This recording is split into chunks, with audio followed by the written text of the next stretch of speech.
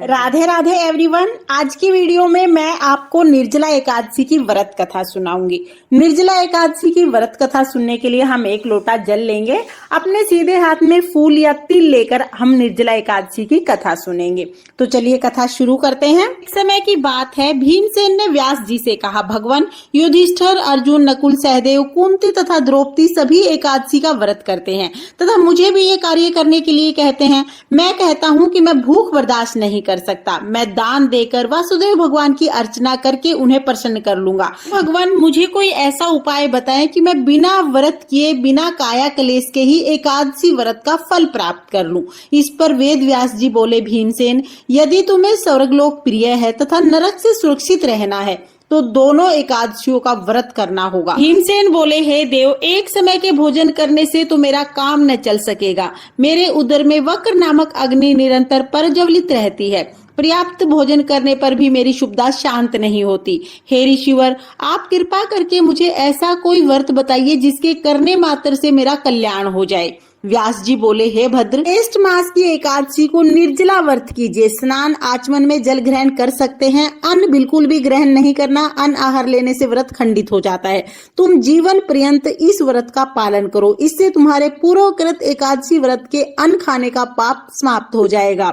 इस दिन ओम नमो भगवते वासुदेवाय नमः मंत्र का उच्चारण करना चाहिए और गोदान करनी चाहिए। व्यास अनुसार भीमसेन ने बड़े साहस के साथ निर्जला एकादशी का व्रत किया, जिसके परिणाम स्वरूप प्रातः होते होते भीमसेन संज्ञाहीन हो गए।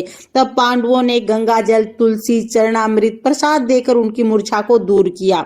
तभी से भीमसेन पाप मुक्त हो गए और तभी से निर्जला एकादशी को भीमसेन एकादशी के नाम से भी जाना जाने लगा। निर्जला एकादशी का व्रत करने से सभी एकादशियों के व्रत का फल प्राप्त होता है। जो भी मनुष्य निर्जला एकादशी का व्रत करता है वो सभी सांसारिक सुखों को भोगकर अंत में वैकुंठ धाम को प्राप्त करता है।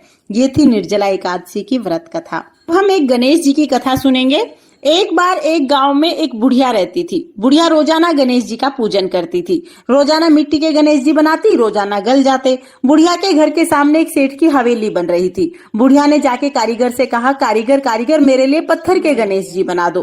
कारीगर बोला, बूढ़ी माई, जब तक तेरे गणेश जी बनाएंगे तब तक तो हमारी दीवार बन जाएगी। हमारे पास टाइम नहीं है, आप किसी और से बनवा लो।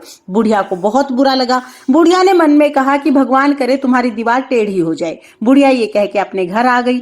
अब कारीगर जैसे ही दीवार बनाए, दीवार टेढ़ी हो जाए, दीवार को गिराना पड़े, फिर से दीवार बनाए, फिर से दीवार टेढ़ी हो जाए, फिर गिराना पड़े। ऐसे ही सुबह से शाम हो गई।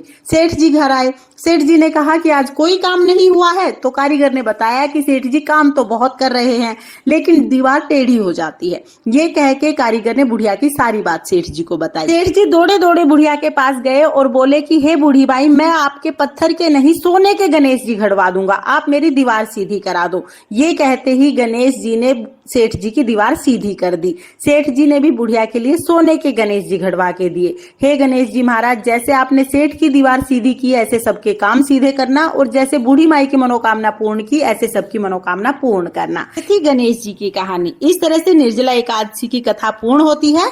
कथा सुनने के बाद फिर हम आरती करेंगे। फ्रेंड्स, निर्जला एकादशी की ये कथा आपको कैसी लगी कमेंट करके जरूर बताना। और अगर ये वीडियो पसंद आई हो, वीडियो आपके लिए थोड़ी बहुत भी यूजफुल हो, तो प्लीज प्लीज वीडियो को लाइक कर देना और चैनल को सब्सक्राइब कर लेना। फिर मिलते हैं किसी और वीडियो के साथ। तब तक के लिए जय श्री कृष्णा, राधे राधे।